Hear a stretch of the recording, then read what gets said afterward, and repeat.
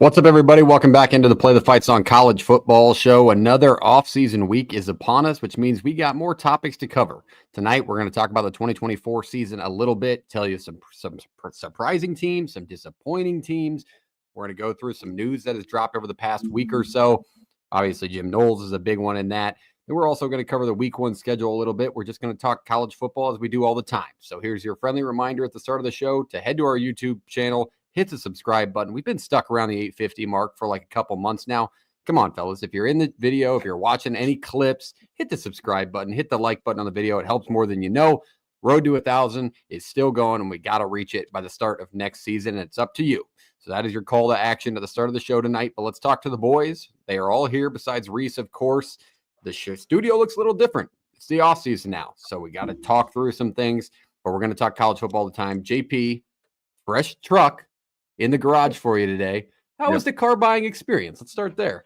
I mean, car buying experience is the car buying experience. It's, it is what it is. You have to kind of just jump through all the hoops and do the whole shebang. But pumped, happy to do it. Happy to be a part of the truck club or whatever you guys want to call it. Are you a real cowboy now? Like, are you certified country? He's driving to Colorado. Let's calm down here. I didn't need a full size, so I didn't go full size, Jacob. It's pretty cool, rims. It's pretty nice. Yeah, I got a good deal on it. Like the truck, like the specs on it. And so pumped to have it. Haven't had it more than 2 hours at this point in time. I feel like you have one of the fewer deals I've ever seen where this was a continuous process for you to buy a car. Like, it was like go in, run numbers, go home, go back in, run more numbers, go home. Like, I feel like the normal car experience is like sitting there for 7 hours due to their tactics. Yeah, I did that one time. Going to get my wife's car. Oh my God. We sat in there for 7 hours. I left the place. I felt like shit. I hadn't eaten. I didn't want their cafe bullshit food, but it's just a terrible experience. But going home, that's a power move, man. Got to take your time. Like if they want it to happen, they'll help you out and they'll make it happen. But I ran numbers like, what was that, Tuesday, and then Wednesday went in and looked at it, test drove it, was there for a couple hours, said, let me think about it, let me sleep on it, came back today, got it all finished and finalized. So keeping the salesman waiting. I would say he pulled the old let me think about it. Gotta talk to the wife. I said exactly that. I said, I don't know. I gotta go talk. I gotta go home and talk to the fiance a little bit and see what her thoughts are. As someone who's in the sales world, you just made me like curl my toes. Yeah, but say they do things that make my like my blood boil sometimes. It's just part of it. No, I get it. I get it. There's got to be like car buying experiences from people out there that are just like nightmare experiences. Mine was really bad. I didn't even get a car out of it. I'm sure there's people out there who like just listening to people that they're selling to talk and just roundabout themselves. I bet it's miserable on both ends.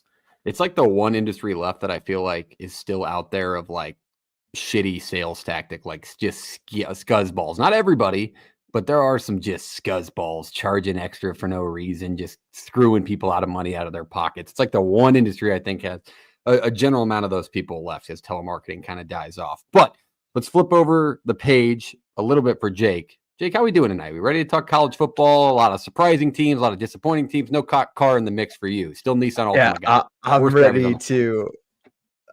That's not. I rebuttal that. I'm ready to talk anything. Ready to talk anything but sales or work or anything like that. That's why I'm jumping on with you guys. I feel like this week has been the driest. How do I say it? The driest week of college football content that I've had since like July or June.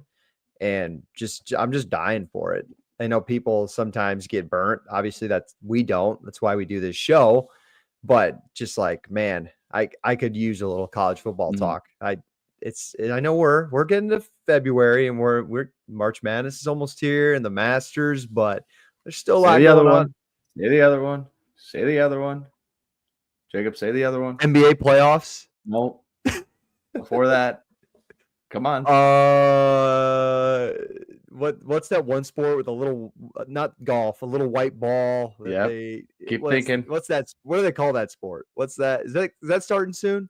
Come on. That's starting soon. Cricket? Am I getting closer? We got I was like, we got Parks frozen I over think here. yeah, I What's think he going on? dropped. We'll just move him off here. I need you back on Fine. the college baseball train, man. I was gonna say need you if there. Parks is gonna freeze out, we'll let you jump on your college baseball train for like 2 minutes. So you have the floor. It looks like he's back. He looked like Yeah, he just had one little stint. What is going on here? Just a You're completely Wi-Fi frozen. cutout. Yeah, It was just a completely Wi-Fi frozen. cutout in the middle of the show. That's just not how we do things or how we operate here. I looked down at my phone. It's like off Wi-Fi. Shout out T-Mobile, I guess. I don't know if they have the best Wi-Fi service in the game, but I'm not wired in anymore. That's my bad. But I'll still let you talk college baseball if we're still introing the show. We're just trying to get Jacob to bet on it and like enjoy it because it's starting soon.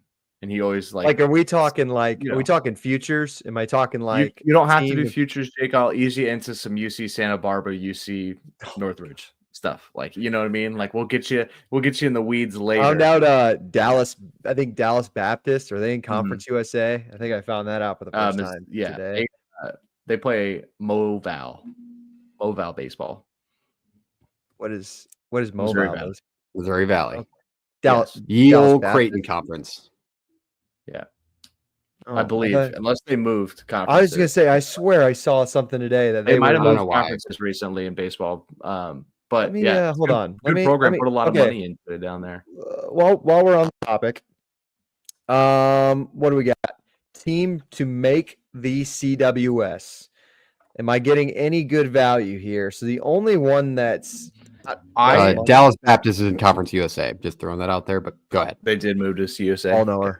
All knower. Tennessee minus 105 doesn't feel like good money. I personally do not bet to make CWSs. I think that's the fun part. I like to do just conference champions and then national champions. I mean, to make the CWS that's clean, that's good. For me, it's just, I don't know. It gets sketchy. I'd rather bet on you to win your regional, your super, and then bet on you to make the CWS at that point. But somebody correct me here. West Virginia has the 5th highest odds to win the Big 12. I thought I saw something. They were the highest ranked Big 12 team right now in college baseball. Am I wrong? You can be the highest ranked team and have lower odds to win a conference.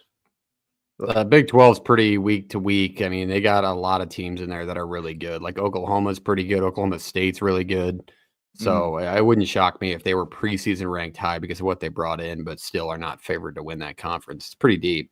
Big 12 wise. And you add Arizona State in that mix this year, who's usually a pretty good program throughout the season. So I'm not sure. I haven't seen the preseason rankings yet. Haven't flipped the page to college baseball. It's kind of the middle of hockey season, gentlemen, but we'll leave that conversation for another day. So we didn't say. Augustana home team ranked. See that? D1, baby. That's D1 hockey. Nice.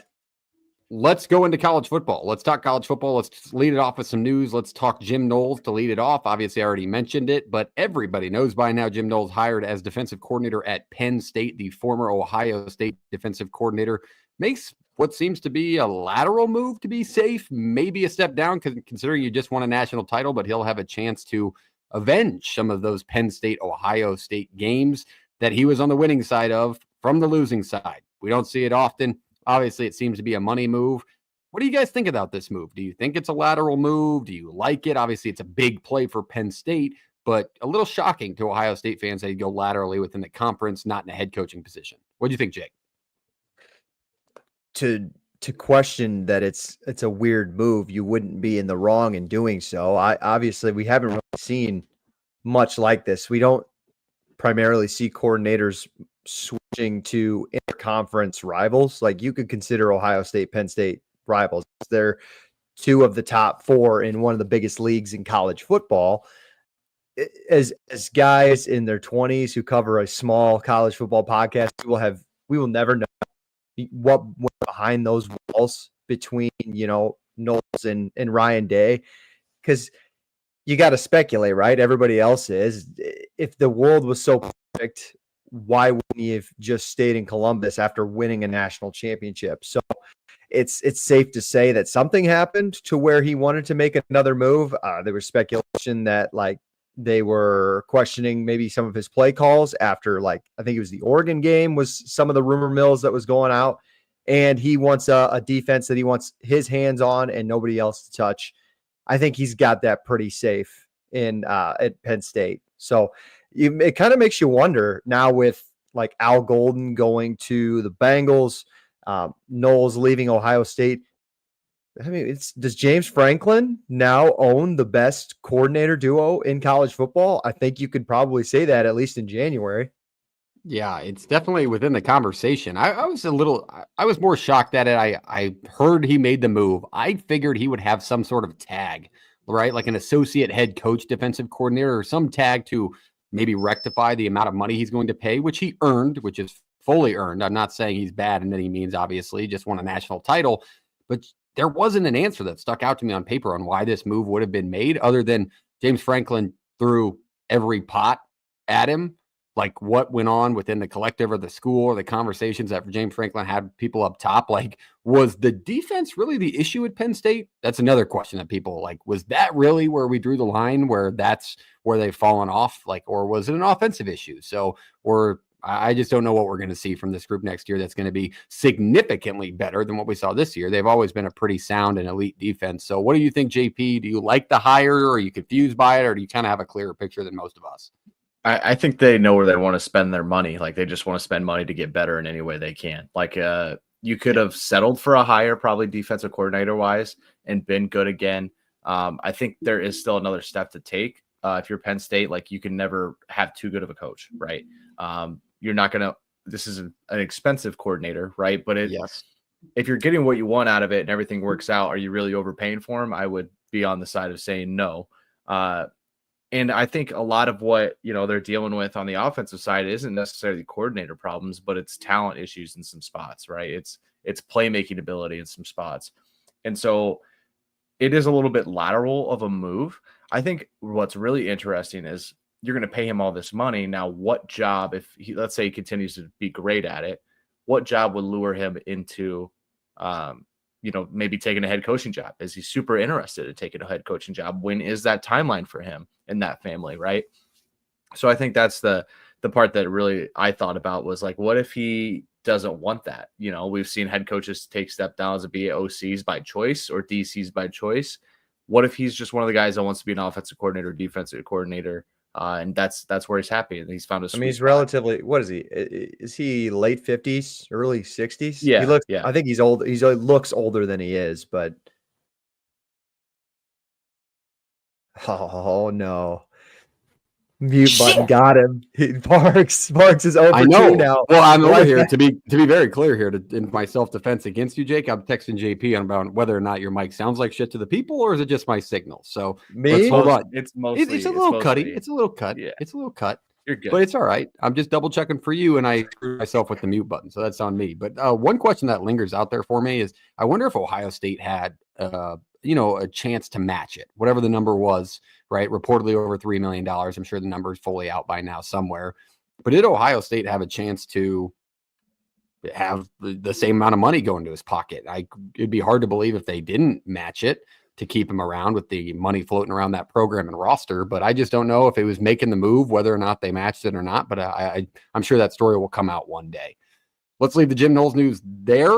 Let's move it down the line. Let's talk first on the late national title. Jake, you just complained about this a couple of weeks ago about how the season just felt off. The timeline with the championship game being January 20th, to that 2-week spread, like after the first week of hype, you kind of die off. Then all of a sudden, national title games, late January, start of the NFL playoffs, whatever. Then they come out and say 2027, it's going to be even later, the 25th. This game is going to be now, so even later on the timeline. Maybe the calendar year doesn't help it. We would have just bad news for you. Basically on Monday, we would have just finished the national championship this last Monday. It's great, right? Like the NFL and college football wasn't there a report 2 weeks ago, something like the NFL and college football are working together to build a better schedule to promote both products. And college football comes out and says, oh, we're going to play our national championship in Vegas on January 25th, the last week of January. Yeah. Awesome.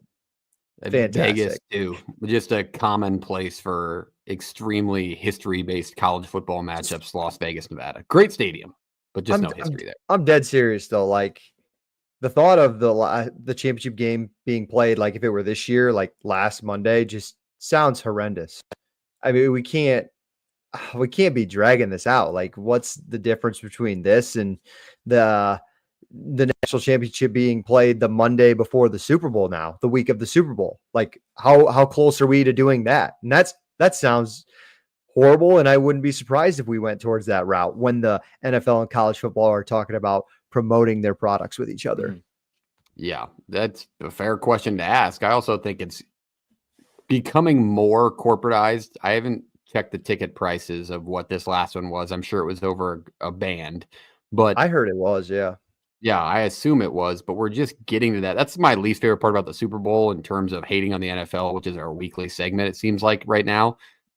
But it's just, can you really enjoy it as a fan? I mean, you have players complaining about it. You've seen the clips of Jason Kelsey's wife complaining that you're paying 10 grand for a seat for a 5-year-old and things like that. Are we getting to that point in college football where it's so corporate based with all this money floating around? I hope not.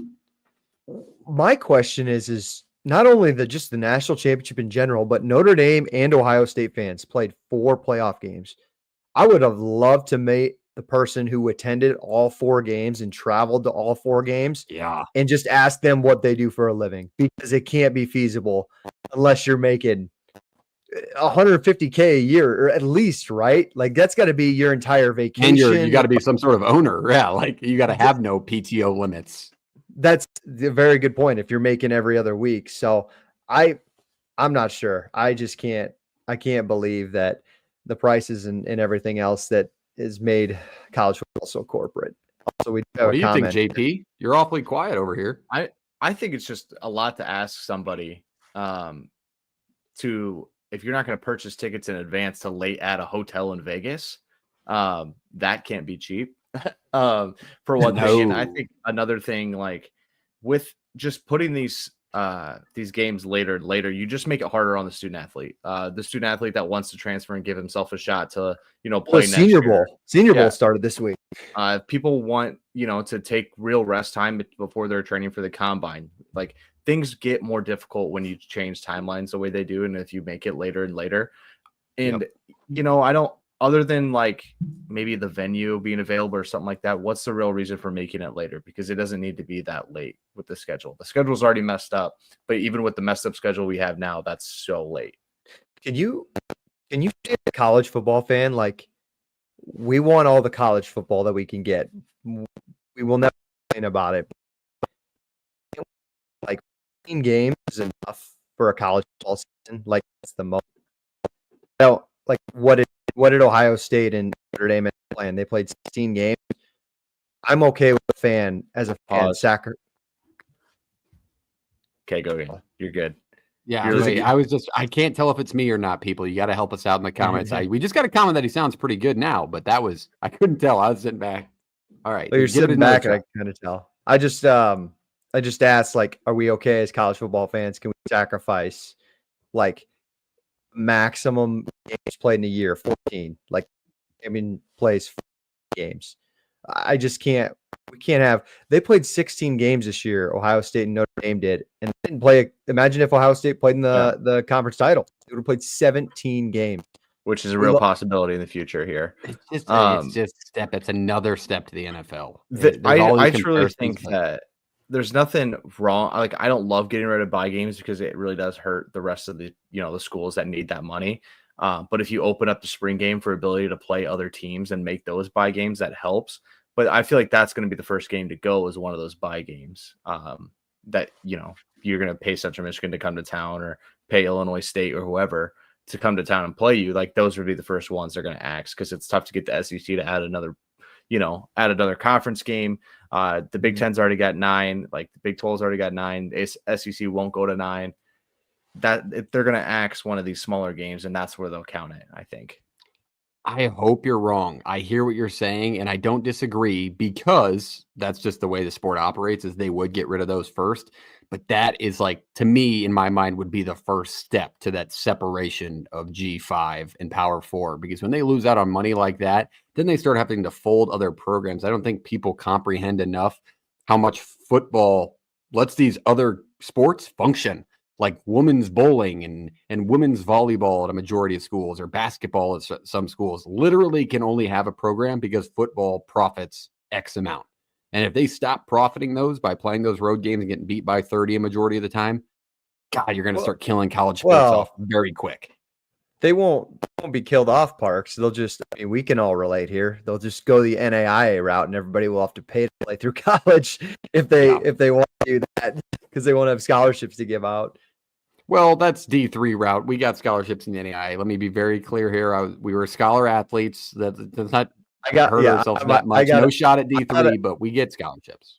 I got a scholarship. I'm still paying some loans, so that tells you how big my scholarship went to a private school, Jake. We went to a private school. You knew what you were getting into the moment you sat down in that building on your visit. You knew exactly what we were doing. I'm just hypothetically, that's what we could be going towards. Fair enough. Shout out Morningside, NAIA, one of the best football programs in the country. That's where we attended if you're new to the show. All right, let's move it down the line. Jake, you made this list up, so I'll kind of let you go through these games if your mic will allow you to. Let's talk week 1 college football. The week 1 schedule starting to shape up. I know you were frustrated verbally on X. Follow Jake at JSchaeferCFB on X to see his college football tweets all the time. You were pretty verbally frustrated with the neutral site games. But what do you think about the schedule in general? Go through them. I thought you were going to say I'm pretty frustrated that the Big 12 hasn't announced their conference schedule yet. Nobody cares about the Big 12, Jake. Haven't you figured that out yet? Are you going to get a cool schedule release? We got some Cyclones. We got some Cyclones watching the video, Parks. You might want to check out there. I'm kidding. I'm a Big 12 backer. You know that. I stand up for you all the time. Yep. But no, I am frustrated with these neutral site games. What was the one that got moved? Was it? I had to check my Twitter again. But anyways, the whole point of this ACC Georgia Tech, Virginia Tech, wasn't it? No, it was Georgia Tech, Georgia, 2 years from now. Thank you. They're playing it at Mercedes-Benz Stadium, and some could say, is that a home game? Is it for Georgia Tech? No, because it's not at Bobby Dodd Stadium. It's not. That's the point. Anyway, we want to talk about the actual schedule in week 1 itself this year because I had talking about it already. Nebraska, Cincinnati, Thursday the 28th is our first one. Obviously, you're pretty excited about it to mention. I will be in attendance. We got a ranked matchup in Ireland the week before just to kind of get a good appetizer. Mm-hmm. We'll cover that plenty on this channel. But, that one's in Kansas City between Nebraska and Cincinnati, so that'll be interesting. I'm sure Nebraska fans will travel. 90% Husker red in that stadium. I'll tell you that right now. You don't know what you're dealing with, Jake. Do not even compare it. It's not even close. Talking to an Iowa State fan about taking over Kansas City's asinine. No, I'm not. I'll talk to anybody about taking over any stadium. I'm just telling you. I'm not saying it won't. I'm saying I don't know if they sell they can ask that. I was gonna give Cincinnati, if we're being particular, 25%, 20% Cincinnati, because you have to factor in the parents get so many tickets, so you can't mess with tickets. Anywho, we'll debate that when that gets closer. But Saturday is going to be fantastic. Alabama at Florida State. Hopefully, Florida State can obviously turn things around at least a little bit this year. LSU at Clemson. I mean, that one goes under the radar. Top 10 matchup. Death Valley travels to Death Valley. Battle for the real Death Valley. Auburn goes to Baylor. I mean, Auburn has a ton to prove next season. We'll obviously cover them a lot more as the offseason rolls on. You're playing a Baylor team who ended 24 on a pretty good note. Syracuse versus Tennessee. Shout out to Reese. Your Cuse takes on Tennessee in Atlanta. We'll see where that ends up, but you got to imagine that's going to be pretty interesting. And I don't think it gets talked enough about, fellas. Texas, Ohio State. Texas at Ohio State. Week 1. I just found that out basically 2 weeks ago. That should have been talked about 3 months ago, that these two teams are going to be playing each other again after an awesome Cotton Bowl matchup. Turn things around. Sunday the 31st. Usually we get one game. This year we get 2. Notre Dame at Miami. That's the primetime night game. South Bend travels down to Miami. Can't wait for that one. And then we got South Carolina and Virginia Tech in the Beamer Bowl. That's what I'm going to call this. That one again. Played in Atlanta. How many times do we have to play in Mercedes-Benz Stadium? I have no idea. But either way, I'm not going to complain about an awesome matchup there. And then Monday night, is that Labor Day? That's Labor Day weekend, correct? We get the Horned Frogs of TCU travels to Chapel Hill for Bill Belichick's debut. So, I mean, I remember week 1 this year being pretty fun. Like LSU, USC on that Sunday night was a lot of fun, but Florida State, Boston College sucked. This slate is fantastic Really to promote college football before the NFL starts the week following. I don't know if you guys have a favorite out of that list. I do have a favorite. Go ahead. JP, sorry. Mine's quick. I mean, my favorite's got to be out there, right? Nebraska, Cincinnati. But I think when you look across the board, one thing I'm worried about is the Nebraska-Cincinnati game. I think people need to look at the full slate because one of the main reasons that people kind of lose excitement on that Thursday night is you have like the main game, but then it's surrounded by some shit here or some little games here. And it's exciting for people like us because we're sickos, and Montana State playing New Mexico State is as exciting as Texas and Ohio State. By the way, but Montana State, New Mexico was on fire this year. It was a great game. It was. It was so good. Should have won. Absolute beauty of a game. But week 0, I think, is an elite weekend, and it's Labor Day weekend. So you make a trip out of it, go to your team's game, and then enjoy your Monday off. I'll touch on one that I think is I'll give you 2 here. I think are more interesting than I keep saying interesting than Texas Ohio State, because I don't think Texas Ohio State's really going to make or break either one of those team seasons based on the 12-team playoff. If both of them are really good, now they're both 11-1, or let's just say both 11-1. Whoever wins that game loses the conference game. Whoever loses it goes undefeated in conference. Whatever. Even 10-2 gets you in still. I think that's clean. I think Auburn, Baylor, Jake touched on earlier, right? Baylor's supposed to take a step up with Aranda. They kept Sawyer Robertson on campus, which is huge. And Auburn spent a lot of money.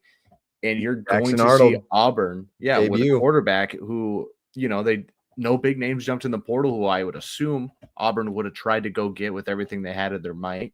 And not to see that. And we're going to see a different look at Auburn and what they are and how good that receiving core is going to be and how much improved that defense is going to be in the offensive line. I think I circle that one for sure. And then I'm going to circle LSU Clemson as well. Based on where Clemson was this year, not up to their snuff, still won an ACC title, right? I picked them to win the ACC. I didn't think they'd look like that. It was a weird way to win an ACC title. A lot of late heroics with legs and things to go your way. Competed well in the playoff too. 100%. And if they continue to improve, and then if you come out of the gate and you're LSU and you're Brian Kelly and we still don't have the defense fixed, and I don't think they do at this moment, buddy, like I can see the red in Tiger fans' eyes. Like it would get ugly quick. And so if Clemson loses that one, it's kind of like, oh, not much has changed. Clemson is a downhill slide still a thing. And then if LSU loses that one, it's like we're thinking about week 6, we're finding a new head football coach. Yeah, fair place to put it. I think LSU fans are kind of on that teeter and just make or break here. I mean, you saw what they did to Orgeron. Granted, the program was in a much different spot than them being 9-4. And Ed Orgeron was not as locked into coaching as Brian Kelly is. That's one of my favorite firing stories of all time. They said, hey, we're going to fire you. We're going to pay out your contract. He said, what time you want me to leave? What door you want me to go out of? That was one of the better stories out there. If you get a chance to watch that, look up the clip. But week 1 looks loaded. Good mention there by Jake. With that, let's move it down the line. We're talking college football the entire time, but let's get to the point of tonight's show. This is going to be a deep conversation. We're going to cover each Power 4 conference and a couple of G5 teams. Let's lay it off on the bad side, and we'll finish with the good. Let's talk disappointing teams in the 2024 season throughout college football. If you're joining the YouTube clip of this, hit the like button on the video, hit the subscribe button. We talk college football all the time, and we'll talk it all throughout the offseason, your place to talk college football along with us. Let's do it. Jake, you go first. Let's start it off in the Big 12. Since you're a Big 12 guy, we have Big 12 guys in the comments. Let's so you don't go stealing one. No 1B, Jake. And we got to cover a lot of teams. Just I had 3 down because I always have plan A, plan B, and plan C. But I can start us off. Shocker. I'll take chalk first. Don't take the chalk first because it's your conference. Let us take the chalk. Like you take one that's more, Okay. Then there are some chalk. Okay, Maybe one you probably go last because I only have one. Yeah, want to. I'm sorry. I want you guys to go first because I think there's Okay. too many easy I'll ones lead it for me. off. We're going to probably team up on this one, Jake, because you were high on them for the first time in forever. But the Kansas Jayhawks, right? Hugely disappointing team from the seniors they had. You know, you bring back 18 seniors. I even said it in my preseason clip of them. If you go back and look at our Big 12 preview, I said if they were going to win the Big 12, this was the perfect year for them. You know, you walk in, you're ranked high, you return a quarterback, you return a couple of really good receivers and one of the best running backs in the country. And they just couldn't piece it together. They had a few injuries throughout the season, but they lost some games that they just couldn't recover from it. But then you saw the high side of them when they show up and they beat Colorado by 3 scores. Like there was going to say flashes of the team. Kansas is not on my list because although we did predict it, I predicted them to be in the championship game. At least I saw flashes of what the team I thought it could be in that 3 or 4 week stretch. The way they finished, they could have just packed it in like a couple of teams we'll probably get to in this conference. But, you know, they finished as strong as they possibly could, and then they just kind of ran out of gas at Baylor. But, yeah, it's definitely not the season they thought originally heading into the year. Yeah, Kansas is mine. All right, JP, you go next. Yeah, I'll take one of the chalks, and you could probably lump a couple teams into this. I'll take Utah here. And when you look at Utah, and I picked them to win the conference, and I thought they were the most talented team on paper in some ways, and I still kind of stand by that. But then when you put out on the field what was happening offensively without a quarterback on the field in Cam Rising, it just really looked odd. And when somebody can cover some holes and really make things look better than they are, and then one piece goes out, and now you're starting to notice all these little things that aren't working out. They're not, up to snuff in some spots. It really made it tough. And you go into a conference that really felt like you could compete each year and have a chance to win, and that's the showing you get out of it. Now Cam Rising's not a part of the program. They've made some additions offensive coordinator wise. They've made some additions portal wise to kind of revamp it. But I think that one's just tough because it's a veteran team that just wasn't there. And the defense wasn't bad, but at some point the defense is going to break down if you consistently have to deal with an offense that isn't getting any first downs or keeping any possession time on the field or scoring any points. So Utah there is what I'll go with. All right. I like that pick. And I do want to make it clear to the fans, especially on YouTube, if you're watching this clip and you're like, what is that god awful noise? That is JP's dog going to work on a bone in the background. Don't come on. If you're an AWL, you know what the bone sound you just is. Prepared for Cowboy to make. I can't do anything about it. Like I can't be like, no, hey, buddy, he's going to work and and leaving you alone. Yeah. JB, can I ask, as a dog owner, like you ever heard of a lick mat? He would eat the lick mat. Like he would get the peanut butter out of it, and then not good. Yeah, don't do that. We need some dog training on Play the Fight song. All right, all right. The floor is open. If whoever wasn't mentioned, Jake, throw them out there. Okay, first one. Because it can't go unnoticed. Arizona just bringing back Tet McMillan and Fafita and putting out the performances they had this year with high expectations heading into 2024 definitely was on my list. But if I had to make a pick, it's Oklahoma State. We talked about Kansas and how they responded halfway through the year after their slow start and how they just continue to battle and win big games. You saw the fight leave Oklahoma State. I would say, do you guys remember that BYU game? That Friday night BYU game was a pretty fun game. Ollie Gordon had the one Ollie Gordon game we got all season. And after that, man, like the wheels just fell off the wagon. And the season was just culminated with that performance in Boulder on that Black Friday, just getting boat raced and absolutely humiliated. That was kind of I think that's the most disappointing team, not only in college football, but especially in the Big 12. You brought back your entire offensive line. You bring back damn near a 2,000-yard rusher. Should have been one of the best, if not the best, running back in college football, and just ineptitude on offense and a really, really horrendous defense. Like it was almost up there with Kent State bad statistically. So everything went wrong that possibly could have went wrong for Oklahoma State. So they definitely got to be number one for me. Yeah. I had all those down that we touched on. Honorable mention here, and I think this is up for some debate here. I'll be quick on it. I'd say Kansas State is a little disappointing. You definitely say that. You can say that the dreams 100%. And hopes of winning a conference and getting to the Big 12 title and then into the playoff was real, and I thought it was too. But they really struggled at some spots too, and it wasn't just offensively. They're, you show it to BYU and just get pumped in the face. Then you kind of end up on a streak a little bit. You're winning some games. Then Avery Johnson kind of struggles to make some plays through the air. Then he's turnover prone. Was the biggest thing. Yeah, and I think that's bad. disappointing. I don't think it's not the same story as Utah, Oklahoma State, is there Arizona, but I think in its own right, Kansas State fans aren't going to look back at 2024 and be like, man, decent year. I think they're going to look at it and be like, I feel like we should have had more out of that one. Yeah, that's a fair place to put Kansas State. I would agree there. There were some teams. Utah obviously takes the cake there. I think JP nailed it because how high they were regarded. I mean, this was the team that was going to walk through the Big 12, make the title game. They'd won the Pac-12, beat the USC Caleb Williams team, the Oregon teams, and then they just flubbed out. And Cam Rising in his 11th year just couldn't stay healthy. But an interesting story that we'll probably remember for the rest of our lives of that 2024 Utah team was a massive letdown. Let's go to the ACC next. The ACC, I think there's one unanimous one. So let me take it from you guys. Florida State. Come on. You make the college, you're supposed to make the college football playoff. You get left out and you prove everybody wrong by putting up a just disgusting season. Like you pay a quarterback a shitload of money to transfer in DJU. He literally is incapable of throwing the football.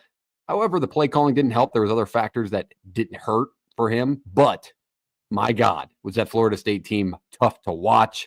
I mean, you really saw it in that Boston College game in like week 4, where they just was like, this isn't the team. Like they can't even compete. Then they finally were getting wins down the stretch against programs that you wouldn't even remember the name of the next day. So that Florida State team, I think they'll bounce back. But if there's going to be a disappointing team across all of college football, one unanimous one, I think Florida State would be a lot of people's answer.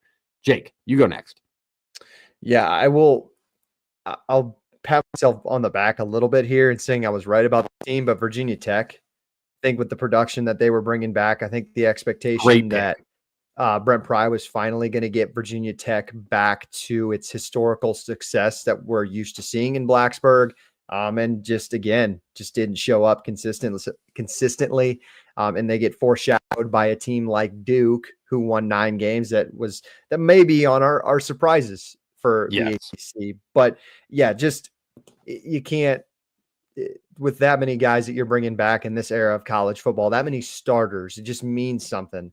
And then to go they were 6-7, I think they lost in the bowl game. The Kyron Drones hype, like everybody was bought in. Put me on that list. This is, dude, what a great pick. That would have been my second one too.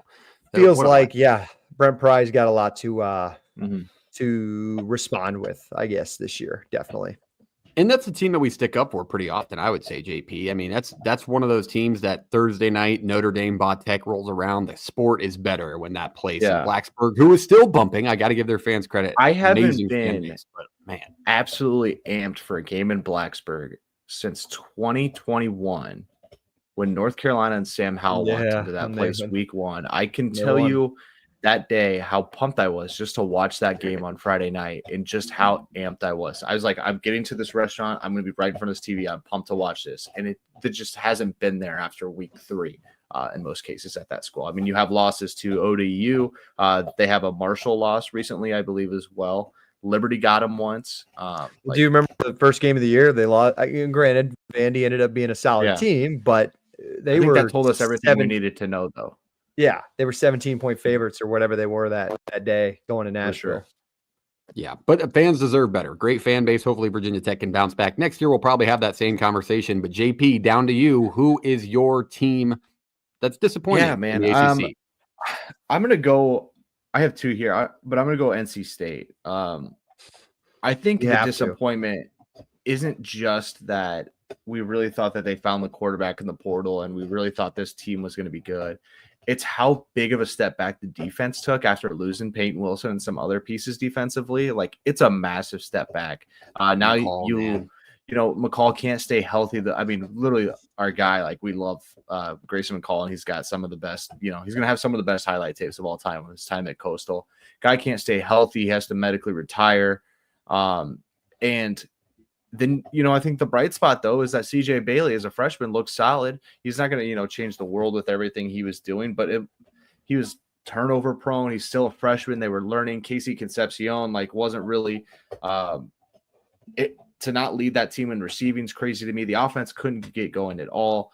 And then you bring in Jordan Waters from Duke, and the guy doesn't even go over 500 yards total rushing. Like, there's just a lot of things that didn't go right, and I feel like it's very disappointing to see a team like that. I don't think this is the same height that they had the year before. I think people saw the schedule and go, there's no shot. Like, there's an easy way to go get yourself into an ACC title based on what you're going to see on the schedule, and none of it works out. I mean, literally none of it worked out. No, it didn't. All right. I know you said you had one more. Who's your second disappointing team with the ACC? This is similar to a Kansas State. You can argue Miami. You go 10-2, you lose at Syracuse last week of the year. No ACC title appearance, no college football playoff appearance. What about Pitt? You start 7-0, you lose 5 straight. I think it was more shocking to start 7-0 than it was to finish the way they finished. Yeah, like, did you really think that? Like, I know the schedule wasn't too aggressive. Eli Holstein coming back. Did you really think that if you were a Pitt fan, you were going to be 7-0? No, hell no. That's my point. Shot like, so anybody. So that's the recalibration of expectation type stuff that Josh Pay talks about a lot. Like, you had, your bar was here. Now you got your good, like, you're above it, and now people expect this, and you don't reach it. And now it's disappointing. That's not really how it works. Yeah, I would agree there. I think that's a safe place to put them just because of nobody expected them to be at the point that they were at. Let's move it down the line. Let's go to the Big Ten. We're obviously rolling through these pretty quickly, but we're trying to get the banners updated so you know what's going on. But let me go next. I'll start with the Big Ten, and I want to start with a team that maybe won't be the unanimous answer here, or maybe somebody else has, but give me the USC Trojans. I really thought USC was going to be more competitive, especially down the stretch within the Big Ten, and they got in some battles early in the season that they were just coming out of, right? They get beat by Penn State at home. They were like, oh man, this team's still competitive. They're still ranked, but you start the season off with that win against LSU. Miller Moss looks like the second coming of Jesus Christ. And here's another great quarterback for Lincoln Riley's squad. And then it just kind of teetered off. All of a sudden, Jaden Mavi is starting towards the end of the year. It just kind of got messy. Bear Alexander opt-outs. He's got some issues of loving to transfer anyway, but it just kind of got messy towards the end for USC. And it just wasn't that full picture where they were going to compete for the conference, not equally as to Oregon, but pretty close when they're coming into the Big Ten. And it just didn't end up that way. Their season kind of fell apart. They dealt with some injuries, and it was a little disappointing for what I thought USC was going to be able to do in the Big Ten. They fell off pretty drastically. So I think USC deserves to be on this list. JP, you go next. Big Ten guy, number 2 Big Ten guy. Yeah, I had Wisconsin, or I had USC. I'm going to go Wisconsin. I understand the schedule was tough. I understand that there were some things on the outside, but man, oh man, if you're Luke Fickell and now you're going into what, year 4, year 3, this will be, they just finished year 2, it'll be go to year 3, correct? Just want to make sure. Yes. The real struggle here for me is that the defense is solid, but you don't have the game records that Wisconsin's forever had. There's no Van Ginkel. There's no linebacking core that terrifies you.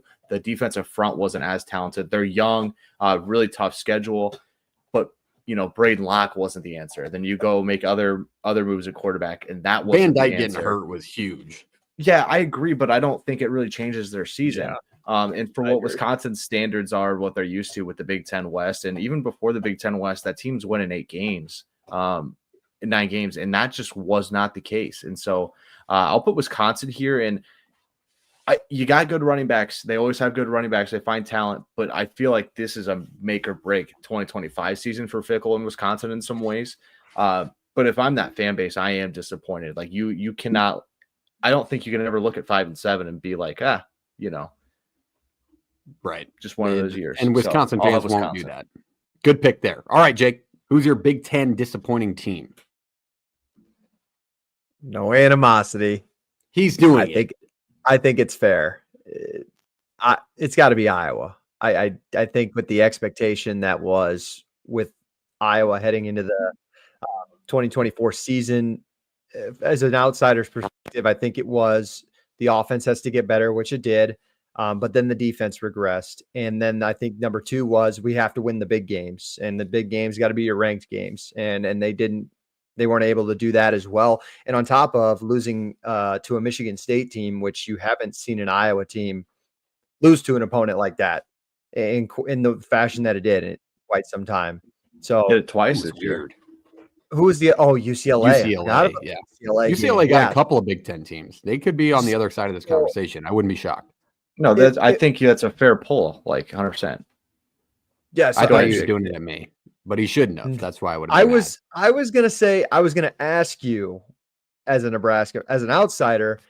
I think there were some good things and some bad things, but I don't have them in my disappointing, but I considered it that the Hell season no. was How can you put him in there? They had a bowl game for the first time in 7 years. the losing streak in the middle of the 7 season. years. I understand what the You goal mean when they was. started playing Big Ten teams? Yeah, you're like, yeah. Yeah. They played and then Ohio State and Indiana. The offensive, again, kind of like Iowa, the offensive regression was an issue with the offensive coordinator. And I said that Satterfield wasn't good before the year. And I think they took care of that at the end. But I can Which they hear did. both sides. But as a fan, I would say as a fan with a head on his shoulders, maybe not a full Kool-Aid indulger, I wouldn't say disappointing. My preseason expectations you were won a 7 bowl and 6. game. You won 7 games. Absolutely. There's pieces in the season which I think a Nebraska fan wants to make more strides in. Where's our boy GA? GA, were you disappointed with Nebraska season? I wonder a different Nebraska fan perspective in here. He's got to be in here somewhere. But no, I would say I'm not disappointed with Nebraska season. But Iowa, I would say, had higher hopes as a fan base for, they get the offense. Bam, that's the missing piece. And it just way disappointed season worked out that way. All right. That's the Big Ten. Any other honorable mentions you guys want to throw out there? Disappointing? I had the 2, and then I didn't want to write down my own school, but we covered them. All right, let's flip it back to the SEC, final Power 4 conference for disappointing teams. I'll let JP go first on this. I feel like I've been going first. I don't think I need to go first, but go ahead, JP. For the SEC, I'll take. There could be a lot, couldn't there? Like I'm gonna go Ole Miss. There was a lot in my consideration. I wrote down 3. I'm gonna go Ole Miss. To spend the money you did, right, and to lose some of the games you did, I think just hurts. Jackson Dart, I'm high on. I think he's a good quarterback. I think he fits that scheme just about as well as anybody you're going to go find, whether in the portal or in the high school ranks. But just weird losses in some spots, right? Like you really needed to get a big one this year, and they got, they did, but then you lose to Kentucky, who was awful. And it just felt like it never got. It got going for a little bit, and then every time it felt like something was going for Ole Miss, it just kind of fell apart. And so I'm gonna call you get over some of the humps that you were striving to get over, like beating Georgia, and then like you said, you flop one to Kentucky at home. Just it's bizarre. It makes no sense to me, and to go all in on like that and still miss the 12-team playoff when a team like Tennessee got in, I think that stings for Ole Miss fans. And I really do think that's going to roll over. And they made some more portal moves this year, but they got to replace a lot more than what they did years prior. And there wasn't as much talent in the portal this year. Absolutely. Ole Miss, fair pick there. All right, I'll go to mine. Ty, our good buddy Ty, former roommate, fan of the show, AWL most likely. Oklahoma's on my list, and I think it's fair to say, and you would agree with me, Ty, as a realistic Oklahoma fan, but 6-7, first losing season in a very, very long time for that program. I'm a believer in Brent Venables and his product. I hope one day he'll get there. I used to say I think he will. I hope so, just because I like him as a human being and a coach. But you have the hype of Jackson Arnold going into the preseason, first year in the SEC. Texas makes their splash, and then they just couldn't do it. Like you get the big win against Alabama at the end of the year. Fantastic. Make a little noise, but then to lose the bowl game the way they did and just disappointing for what I thought that program was going to be. I had them as a sleeper team all throughout the offseason, all of our graphics. I was like, this team could sneak up. Jackson Arnold could be the answer. Like that could be one of the older Oklahoma quarterbacks. And it just didn't work out. Jackson Arnold couldn't throw the football. They didn't really have any help in the backfield. They didn't have standout running back. And it was just a letdown season in terms of Oklahoma football, especially their first year in the big boy conference, quote unquote. And it's just a letdown. So I got to put my former rival, the Oklahoma Sooners, still rival, but former hatred was stronger. But unfortunately, they're just not very good and disappointed the hell out of me this year. All right, Jake, SEC team that you were disappointed by. Yeah, I think either one of these two teams had a season that 75% of fan bases would take, but to these crazy passionate fan bases, giant disappointment. LSU and Alabama. You could go either or on on I either had one of those LSU. teams. Both had really good quarterbacks heading into 2024, prominent head coaches. I understand Alabama was going through a coaching change, but the expectation, especially now in this new 12-team playoff, is it's playoff or bust with both of those fan bases, I would say, just because of the money, the resources, the recruiting, everything that comes with it. And I will say, if I had to pick one that's more disappointing, I would say Alabama, especially just because they had the playoff right in their hands, because they go on the road to Baton Rouge and just bully LSU, and then they just they scored 3 points in Norman to basically knock them out of the playoffs to a team we just highlighted was disappointing in their own right. It's almost it was an inexcusable loss to end the 2024 season, on top of losing to a Michigan team with half of its defense. And that was kind of the cherry on top of kind of a, I don't want to say nightmarish season, but a very skeptical season with first year under Kalen DeBoer. Yeah, there was some flashes of Milroe just being not good in that Michigan game too. And then you didn't know whether he was coming back. Like, it just seemed messy for what Alabama was. And Saban had their back all year long on College Game Day, talking them up, constantly in the spotlight, but you lose to Oklahoma. That Oklahoma loss was brutal, man. They looked atrocious. So definitely fair play with both those schools. I had LSU on my list. Any honorable mentions from you, JP? Yeah. You could say Kentucky. I was gonna call. You could say Kentucky, but I didn't think they'd be good. Correct. We didn't think they would be great. You think they'd be atrocious? Yeah, they were atrocious. They were atrocious. They were bad, man. It was disappointing even for, I think, Kentucky fans' expectations, especially after winning in Oxford. Yeah, especially when, your next door neighbor or another form of a rival, and Vandy's probably going to be on the other side of our conversation, had the year they did, and you're just getting destroyed majority of the time and just can't do anything with your Georgia transfer quarterback. But all right, that's the SEC. Let's open up the floor now. Group of 5 teams that you were disappointed in. To finish things off, let's keep these lighter, and then we'll move it down the line to surprising teams. JP, give us a G5 team maybe you were disappointed through. Liberty. Yeah, we had talking about Liberty here. I had a couple, but man, oh man, dude! Like, if Jamie Chadwell and the fellas, like, it's Conference USA, guys. You got more resources than anybody. You got more money than anybody. You bring back a stud quarterback and running back. Everybody's hyping you up. They said this is literally lay minus 500 to win Conference USA. And it is just tough sledding for the Flames. And so anytime I'm pretty much in the boat is like, anytime this team isn't playing for a conference title or winning a conference title in Conference USA, it's a disappointment. You lose to Sam Houston State. You lost your bowl game to Buffalo. You lose to Jacksonville State. You lost to Kennesaw State. Like, right, like that, like, just gross. And so I'm going to circle Liberty on that one. Good one on Liberty. Yeah. I'll stay within the same realm of teams that are usually in the top of the G5 picture that disappointed me. And they were still at a great season. Won a bowl game, had the quarterback take over a lot of records, but don't say it. I had Memphis going into the college football playoff. Their defense completely disappointed me because they let down the whole team. The offense wasn't an issue. The season, sure, you can say, yeah, they had a good season. They were competitive, but that team should have been in the damn playoff. That team, the level of offensive talent they had, disappointed the hell. Their whole defense is the reason they weren't. They were still very, very good. But from my perspective in the preseason, Memphis's defense was a gigantic letdown. They just needed a small step forward to let Seth Hennigan throw for 500 yards and put up 50 points, and they still couldn't stop it when they put up 50 points. So they screwed them, and Memphis disappointed me because I thought they'd be in the college football playoff. Sorry, Jake, but they're still a good team. I think you could keep them. If we're going to throw Miami and Kansas State in disappointing, you could 100%, throw a team like that in there. All right. Okay. I think it's a little crazy to say playoff or bust with a G5 team, but that's why we're doing this, to each their own. I will go 2 for mine. Let's go 1 with the bad. Wyoming, absolutely horrendous transition for a first-year head coach. Everything that could have gone wrong did, from start to finish. One of the worst offenses in college football, and a team that's historically strong in the Mountain West. You feel uncertain about where you're heading.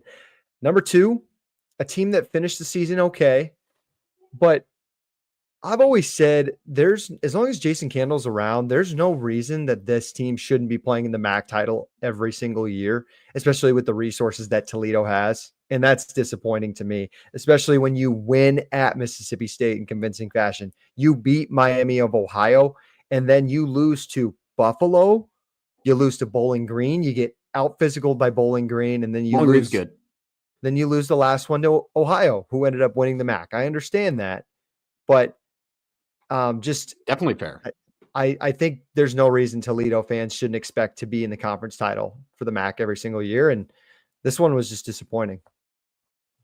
That's the point of the segment. Good mention there to end things up. But that is disappointing teams in college football 2024. There's a lot in there, but some of them are for different reasons. Some may be preseason takes. So if you're a fan of one of those teams, let us know in the comments what you thought. If you were disappointed with your team season or if we're just wrong, just let us know. But all right, let's flip the sides. I know we're running a little bit long at the show tonight, but we're talking ball. Just sit down, enjoy it, grab your drink, after your shower. You're all relaxed. Go ahead, Jake. We heard from him. He's alive. He did chime in. There's my boy. He was jogging. Nebraska season. Yeah. Getting a little active. Blame a guy like for that. Exercise. Huskers were absolutely a 1 or 2 game disappointment because of how often our offensive coordinator and special teams kneecapped the defense, and they deserved a better season. I can hear that argument, but you got to think back. I said this in the middle of the Huskers fan perspective, kind of middle of the season, is if you look back in the preseason, if you would have said, hey, you're going to start 5-1 and that one loss will not be to Colorado, but everybody thought 7-0, would you have been like, fuck, I'll take it? Yeah, 5-1 sounds great. Like, where was your realistic expectation under second year with Matt Rule, true freshman quarterback, like just getting over the hump? Getting to the bowl. Like I said, it was the ebbs and flows of the season. It's not like, Nebraska had damn near a perfect start for expectations. It was just like the middle of that season was just a nightmare. Yeah, I think we had a couple of, things arise that make the disappointment enough to not say a disappointing season. Like, did you expect Indiana to be 8-0 to be the team they were? The end goal was still accomplished. Like the end goal was bowl game and win that. I 100% with you. That's a fair place to put that. Good comment from our boy GA. Hope you had a good jog. Let's go to surprising teams. What? It's yogging. Oh, stop. I thought I actually made a mistake. Anchorman. That's somebody. Yeah. Soft J. All right, let's go to surprising teams. Better news. Good news. Let's talk about teams that just took you by surprise a little bit. There's going to be a lot on these lists. Let's go back to the Big 12 to start things off. I'm not going to Jake because he's going to have 5 on his list. JP, you go first. Yeah, there's low-hanging fruit here. I really think there is. So I'm going to take the low-hanging fruit. I'll let Jacob go into a little more depth. Let's circle Arizona State. Like a great wins a conference. Like, go from last to first. That's surprising. There's low-hanging fruit, and I didn't want to make the Big 12 guy go do that. Yeah, like exactly that. Like Kenny Dillingham switched this thing around a lot faster than people expected. Sam Leavitt was good. I thought he'd be good preseason. He was a lot better than what I thought. Defensively, they were a lot better than a lot of people thought in some spots. And, their ability to really fight through things and show some tenacity is not something Arizona State as a program has done in quite some time.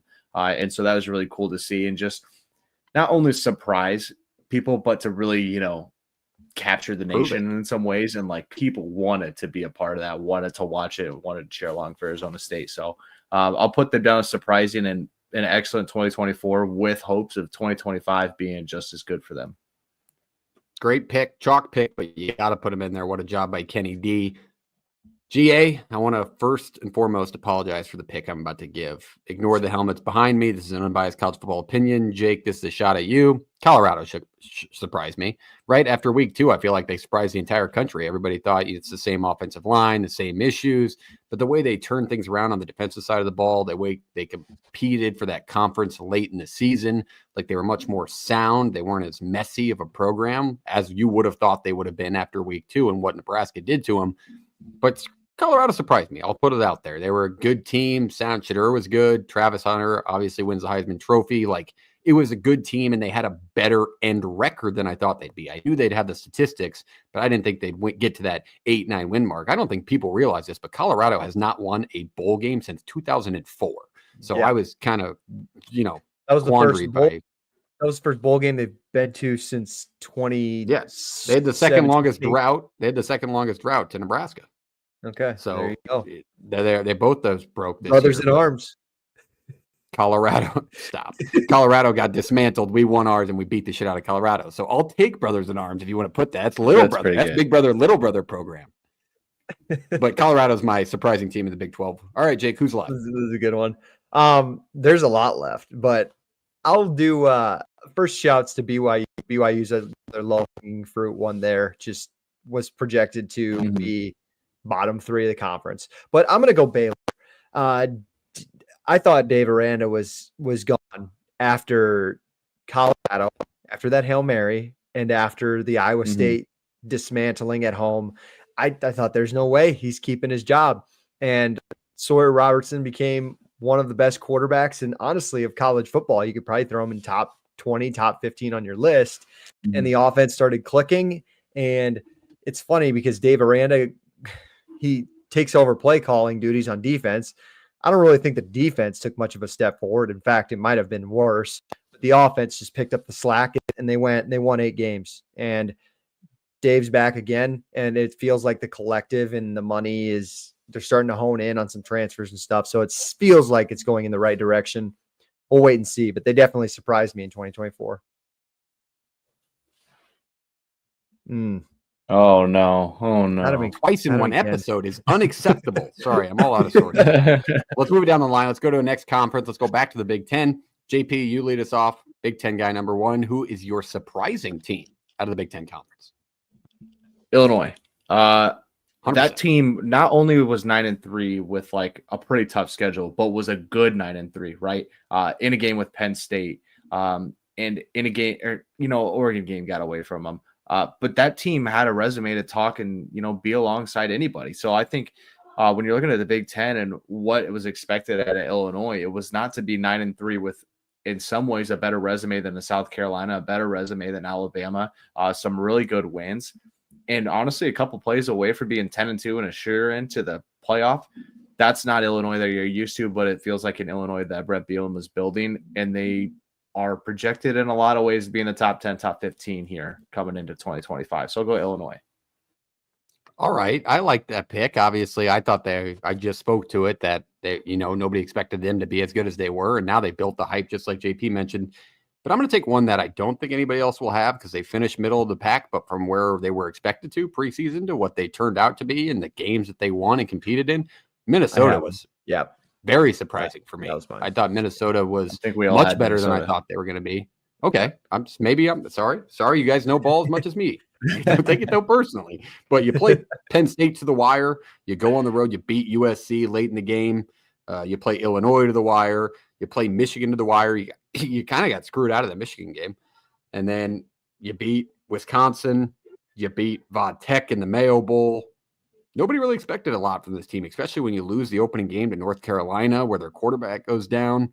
You beat on a missed field goal. But then they really turned things around, and PJ Flex Group showed some resiliency. So I thought Minnesota was a pleasant surprise, and you have one of the better young defensive backs in the Big Ten now. So shout out Minnesota. Who do you got, Jake? I know they didn't get to a bowl game, but we kind of hinted at it before. I think UCLA took some strides. Absolutely. Winning some big road games. Unfortunately, got the best of both of your teams in this conference. And I thought they're heading in the right direction for a first-year coach that people just when he took the podium at Big Ten Media Days on that first day, they're like, is UCLA going to win 2 games? I mean, their over-under, I think, was around that ballpark as well. But I don't know. We'll have to wait and see and see. I don't know if they're making a big splash in recruiting. So I don't know if it's heading in a super positive direction, but it does feel like they competed a lot better in a conference where people thought they were going to get rolled over in.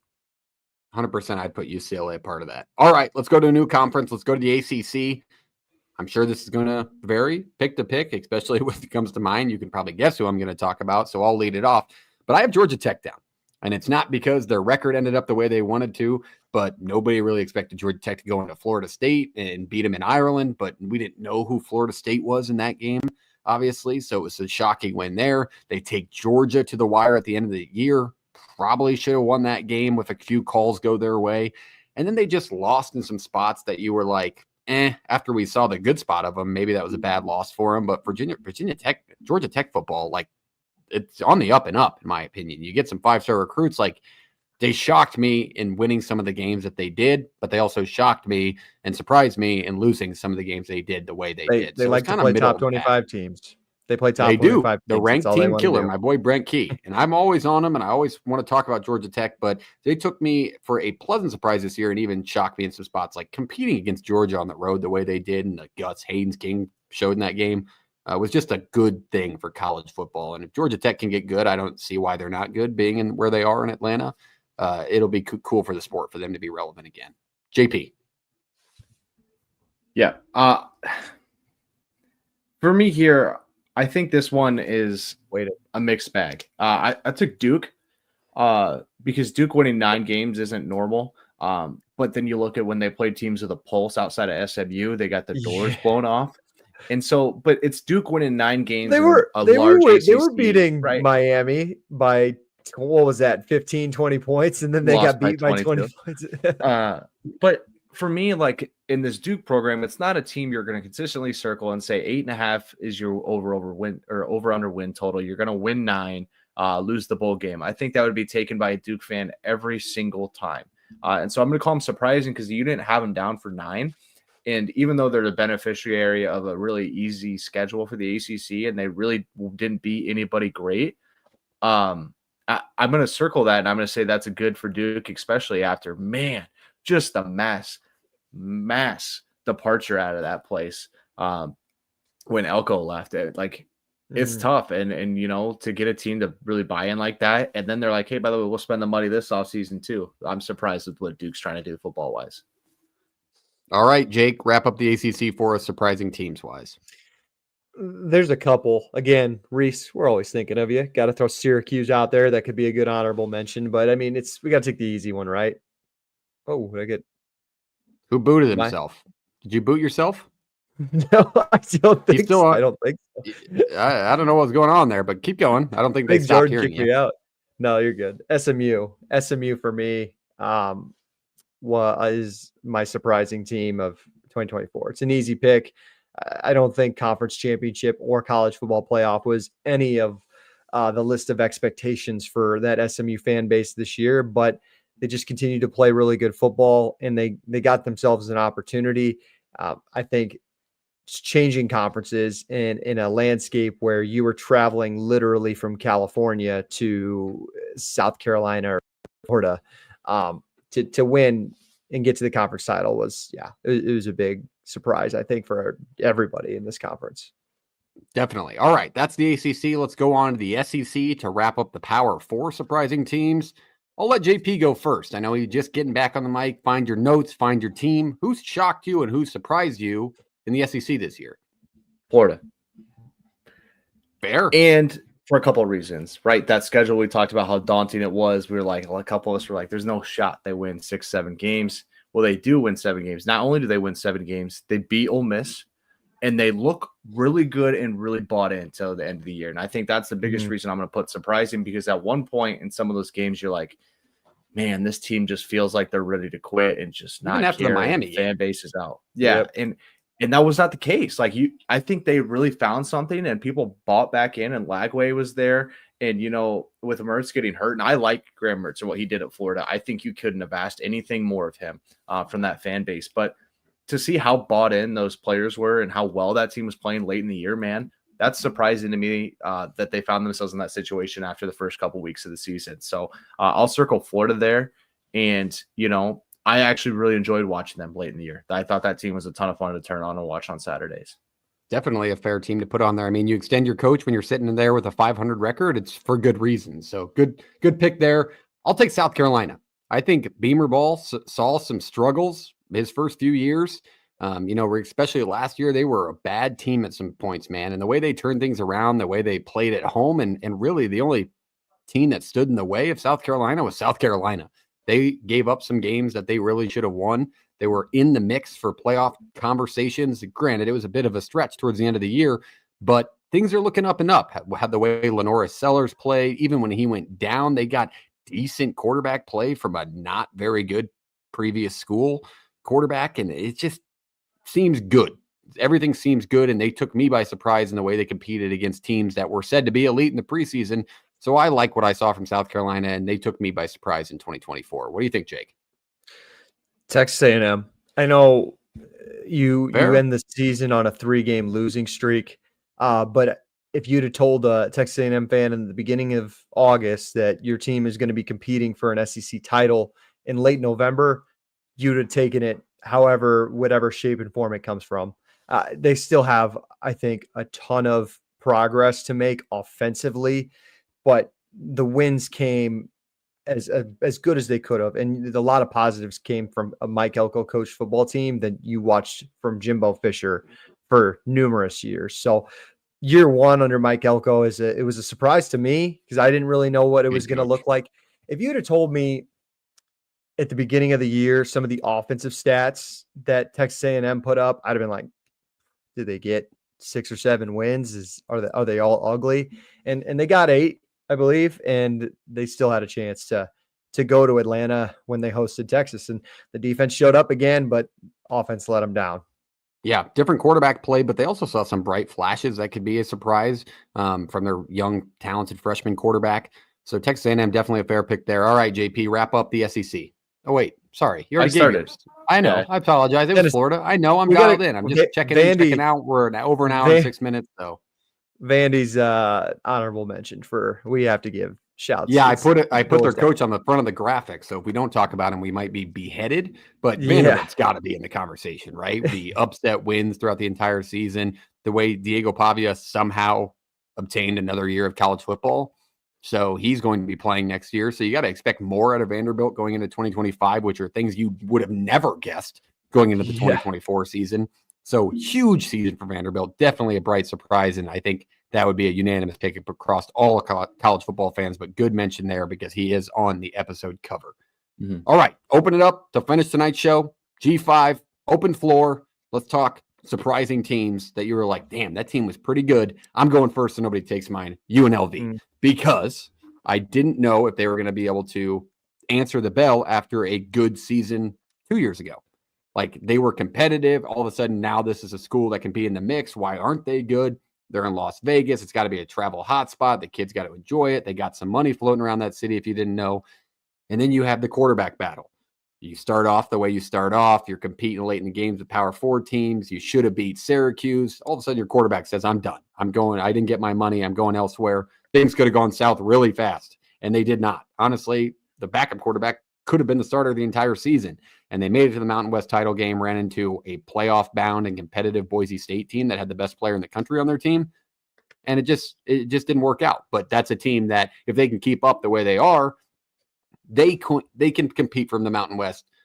They should compete for the Mountain West year over year. But obviously, you got to replace the coach now. But this year, very surprising team, the way they performed, especially with the hindrances they had throughout the season. I'll take UNLV, Jake. Yeah, I had a lot of fun going through the list on the G5 teams. I'll stay within the conference. And again, I know they didn't make a bowl game, but New Mexico is my surprising team. I mean, their over-under win total was 1.5. And God, they were a gut-wrenching loss against Hawaii, Wyoming, or Montana State from playing in a bowl game, man. Like they were so close to getting that 6th win. One of the underrated stories of the year, if you guys have a chance to go back and look, that Washington State win, I think it was like the second to last week of the season at home, was like just awesome. And they rushed the field. And I think Mendenhall said in the press conference, he's like, when's the last time they rushed the field here at New Mexico? 5 wins for a lot of fan bases would be disappointing. But that team was a lot of fun, and I think they were super excited about it. Unfortunately, they got to find a way to replace the production on offense and their quarterback this year, and Devin Dampier. All right, JP, surprising team in the G5. To the MAC. Let's go Buffalo Bulls here, man. A team nobody really expected to make any noise in the MAC, and then you go 6-2 in conference, and 8-4 overall. I mean, tip your cap to that team. That's not one that I really had circled in the MAC to make any noise at all, and to do what they did throughout the season. And I believe they crushed Liberty in the bowl game. They take down Toledo. They take down NIU, who is high in a lot of places for some teams. And it's just not a program that wins that kind of games. Like, we haven't seen this since the Van Treese years. I think that was COVID when they were like really, really good and end up losing a MAC title. But it just it's a hard place to win too. Yeah, it's really hard, and it's really cool to see a program like that. And then I'll lead into my honorable mention since we've all gone. I'll stay in the same conference. What? We've all gone. All right. You can go. Yeah, Dude, stay in the same conference. You're not going to take mine. Go ahead. Ohio.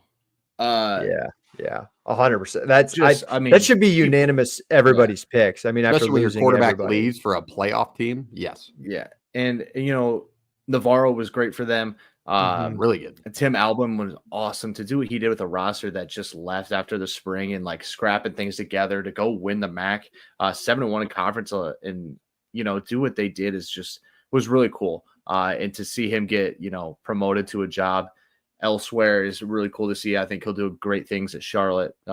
Correct, is where he got hired. You said promotion, and I'm like, it probably is resource wise, location. I think he really loved being in Athens, Ohio, and so it does suck for the MAC to lose a good coach like that. But you got to circle Ohio and be like, that's a really cool story.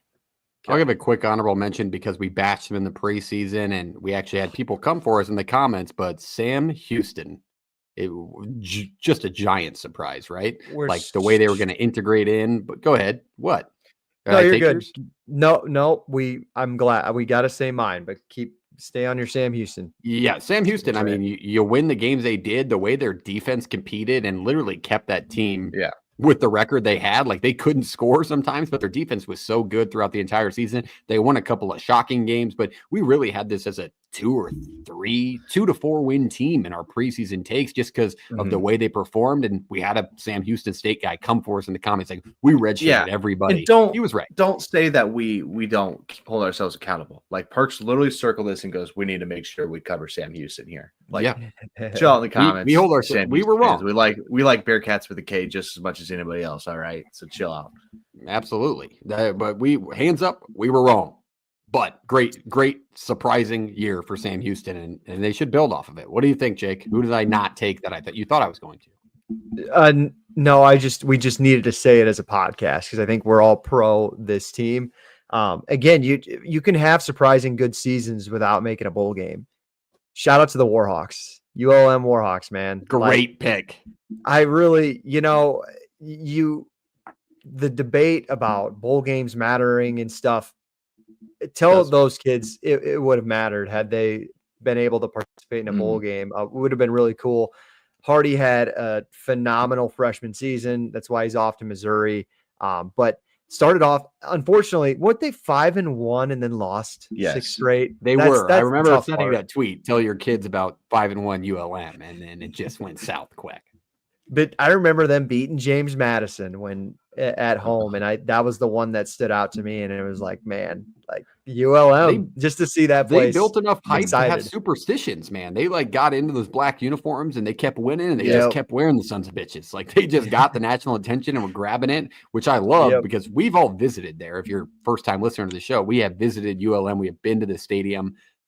Not a nice town, but very cool place. Like somebody definitely, if you're driving through Monroe, Louisiana. Stop by. I need no rivals. ULM Monroe hat. Please. Yeah. Shout out No Rivals. Great plug, JP. ShopNoRivals.com. Use the code PTFS at checkout for free shipping on all your premium collegiate headwear. I got the Tops Espresso hat on right now. Shout out Western Kentucky. It's a beauty. Goes with everything. And they have some nice teams on the way. If you're a camo guy, we haven't talked about the camo collection, but if you like real camo, cream or black, check out their new line they just dropped today. And like I said, use the code PTFS at checkout. We'll cover shipping for you. You get your premium hat, probably pick up a few more ladies than you would without it on, and you're welcome for that. So shout out No Rivals, shopnorivals.com today. With that, that's everything we wanted to cover. We obviously went very long on tonight's show, but we're talking good college football, surprising and disappointing, and we got to do so. We're talking college football every week, so make sure you hit the subscribe button. Come back and join us next week. We appreciate you being here. We love you. Jake, take us away. See you next time. Let's play it.